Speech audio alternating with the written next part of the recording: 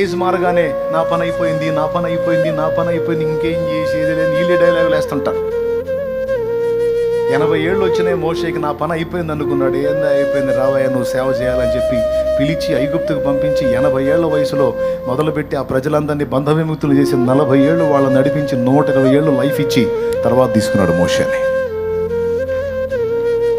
నేను ఇంకేం చేసేది, నా శక్తి అయిపోయింది, నా పని అయిపోయింది అని పనికి మాలిన మాటలు మాట్లాడుకుని నరాల వీక్ని తెచ్చుకున్నావు నువ్వు.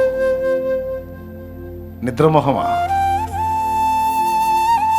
ఏది నీ పని అయిపోయింది? మరి 70 ఏళ్ల ముసలమ్మ 51 బహుమానం ఎలా పొందింది? గోల్డ్ మెడల్లో. పని అయిపోతేనా? ఒక గురి, ఒక గమ్యం, ఒక దర్శనం, ఒక భారం. భూమి మీద సాధించడానికి ఏమీ లేవా? ఒక్కసారి ఆలోచించండి. ఏ కారణం లేకుండానే నిన్ను దేవుడు పుట్టించాడా?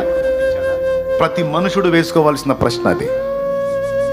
ఏ కారణం లేకుండానే, నీ వలన ఏ ప్రయోజనం లేకుండానే ఈ భూమి మీద నిన్ను ఉనికిలోకి రానిచ్చాడా దేవుడు?